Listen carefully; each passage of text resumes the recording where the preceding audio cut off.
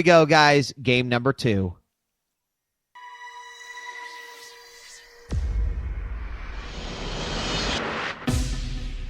Link engaged. All right, game number 2 between Beastyqt and White-Ra. Beastyqt are yellow Terran spawning in the 12 o'clock position, and over here in the 2 o'clock position, we have got our red Protoss, White-Ra, who plays for Duckload.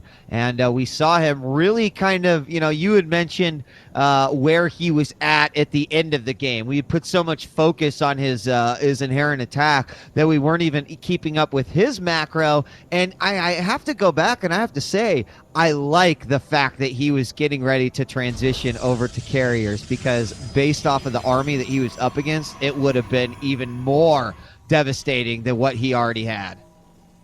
Yeah, and some people think about carriers as they shouldn't, and in my opinion. They think about carriers in such a way where they think that carriers are just an underused unit and they're not very good. The thing is, there's just one specific scenario where you make carriers. It's when your opponent has so many tanks and he's almost maxed out on tanks, doesn't have a lot of Marines, doesn't have a lot of Vikings, and that's when you make carriers or you make Void Rays, because that's the one niche situation where you're like, okay, I need to make carriers right now, and it's a very specific scenario, and that doesn't happen very often, especially because mech's not that popular yet in TVP. But that was the one situation in which it would have been great for him to do that. Even getting that mothership could have allowed him to recall some of his immortals and stuff to the back of the base. I think that's what he kind of had planned if he didn't have that engagement that occurred that basically ended the game.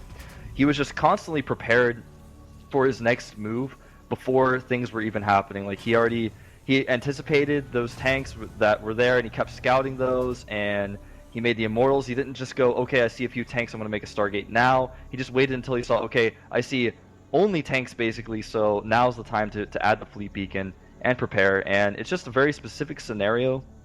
It was a really good time for White-Ra to make that choice.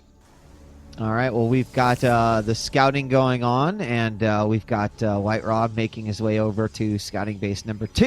I'm going to realize he's not there, knows exactly where his opponent's at, and at this point can start making some decisions on where he wants to go with that. We are going to see the Cybernetics Core back there by the simulator here as the SCV from Beastyqt makes his way in. More SCVs coming out. Chrono Boost being spent on those probes there to kick that economy up. One Zealot about ready to come out, so again, he's just going to be holding on and holding onto his hand here in his back pocket just momentarily. Probe's going to come up, be met by 2 Marines as we have gas barracks down, more Marines being pumped out, and I suspect that we will see a factory soon. We'll see the probe kind of back off there, take vision at the tower, but a Marine is right behind him, and so he will chase him away. Another thing to really watch for, guys, is that White-Ra's scouting is just second to none. It's really, really impressive. Yeah, as you can see, he's actually going to move forward with a Zealot and a Probe, try to catch this Marine off guard. Now, if Beastyqt is paying attention, he will pull it away in time. And in fact, he does, but he has regained that control of the Watchtower, which means nothing is going to escape his eye. The only thing that has escaped White-Ra's eye is that Beastyqt has an SCV hiding in the corner over there, so he will be able to scout that natural. So that's kind of something that's sneaky and could be important later if White-Ra decides to expand early. But it looks like he is going to go one gate into robotics, like you were talking about earlier, has been kind of his style right now. And Beastyqt going to go reactor barracks into factory as he expands. So that's actually a pretty common TVP build as well. Yeah, and I'm excited to see what we're going to see from White-Ra here. And here comes the SCV like, oh, peekaboo! I was in here the whole time. He's going to see that Robo Bay and get out of there. He has now confirmed exactly what I think he was expecting out of White-Ra, knowing and when White-Ra plays a tournament against Show that everyone watches last weekend, you kind of are going to have this one-up of your opponent going, well, I got to watch how you play last week and, in a championship game. So I think was just waiting for that. Good confirmation on the scout. Marine's going to run by here, actually missed the probe at the Zelnaga. It must have been a misclick by Beastyqt because he's actually behind the tower. Maybe not. There he'll find his way over, as now Marine will go to the other side. But Duckload.Ra now, here comes the Warp Prism, and this is what I think we need to be seeing more out of the Protoss, as we do have a lot of Marines at the front, but Warp Prism moving in with a couple of Zealots and a Stalker. He gets 1 SCV, 2 SCVs. Might get 3. He's just going to actually play it safe and maybe back out immediately. Warp Prisms are so fragile in this game. And he's just going to drop them yet again. He could make that into phase mode and start warping in some units and end this game very quickly. In fact, there's just not a lot here. And in fact, he is going to make it. Oh, he goes into phase mode, but it is focused down by Beastyqt. Nice split decision there by Beastyqt to do that. But he's losing a lot of units. Has his SCVs on stop position so the Zealots wouldn't micro properly. But the tank looks like is going to clean up the last Stalker. And Beastyqt does clean up that attack, but at what cost? 31 probes to 13 SCVs. Oh. White-Ra in a severe lead. Oh, that was devastating. I mean, like, I didn't even realize he had killed that many SCVs. And, of course, White-Ra only spent, let's see, what was it, 3 Zealots and a Stalker. So you're talking about, like, 450 minerals and a little bit of gas to do that much damage. He's got an Observer out as well, coming out and making sure, you know, how exactly is my opponent going to recover from this.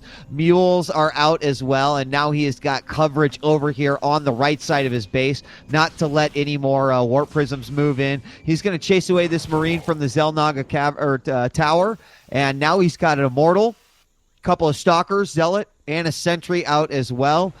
Could also expand behind here if he wanted to. It looks like he is going to do exactly that as the Nexus goes down, and I think that White-Ra, just with that one simple drop, put himself at a great advantage. Now, I wonder what Beastyqt is going to do. Is he going to be threatened enough that he might need to counterattack? I feel that he needs to do a little bit of pressure, but even so, it's going to be so difficult for him to do that. This Hellion actually looks like it's going to try to run by here. It does get picked off by these Stalkers. But, you know, he's got that Command Center up earlier, so that means that for a brief period of time, he will have double the production of White-Ra so far as workers go, so it's going to help him catch up a little bit, and he is going to have mules as well. But what's interesting to note is that White-Ra already has a Colossus on the way, he already has Thermal Lance on the way, and Beastyqt can't really afford to make a real army and a lot of Vikings at the same time. And it looks like he's going to lose one of his Vikings right off the start, and he does, and that is huge. White-Ra just being so on top of everything, always having units out on the map to spot Stalkers. The fastest unit that's out on the map right now, even though it doesn't look like Stalkers are fast, they actually are, so you can do little things like that, pick off Vikings and run away and not even lose your Stalkers. And just that one little move, taking out that one Viking, is going to be crucial, and that could even be game-ending for Beastyqt. Yeah, and, you know, based off of the position, well, actually, it looks like White-Ra might want to push here a little bit. He is going to show himself to this Marine and the vision from that tower. That might put his opponent on guard, possibly choosing to go into another production phase of units. You know, this is also a great opportunity because White-Ra, if he wanted to, could easily expand to the gold taking this position, but he decides to sort of fortify outside his opponent's natural, and it looks like he is going to move in. Let's see if these siege tanks will be able to do the damage they need to do. We see Immortal tanking some of that damage. One siege tank goes down, and I think it's bye-bye expansion for Beastyqt, and it could be an easy downhill run from here. Yeah, it looks like he is going to clean up the expansion. Might get away, but he's losing mining time. He lost some SCVs, and Beastyqt actually leaving some of his SCVs outside of the ramp is force fielded out. And White-Ra, like I said, he doesn't attack into those siege tanks. He just very carefully moves forward. And he's actually going to attack into the siege tanks anyways. He realizes he has enough. And very risky for him to do this, but he is just going to break forward. He knows he has so much more than his opponent. And it looks like it's going to be enough to clean up. Even if he loses the Colossus to the Viking, he will have enough ground units to continue to do damage. And the Colossus is cleaning up almost everything. Too bad the Colossus won't get a shot off on that line of SCVs. Viking landing to try to help out. Immortal does get picked off, but it looks like White-Ra has such a commanding lead right now. 41 probes to 25 SCVs. And, you know, when he attacked, actually, is something that we kind of missed there very briefly, was actually there was a small Zealot drop on Beastyqt's base, so it drew some of those siege tanks back, and that was exactly what White-Ra was kind of going for, so he drew the forces back and attacked at the same time. He's continuing to attack right now using the Colossus Division, and all he has to do really is pick off these Vikings, which there's just not much else for Beastyqt. It's going to take him a lot longer to build forces up. He doesn't have a good economy, and this game is basically over. I think we're going to see White-Ra in the finals, like a lot of people have been wishing for. Yeah, I think that's exactly what's going to happen. One more tank comes out, it sieges up, but there's too much, and there is the GG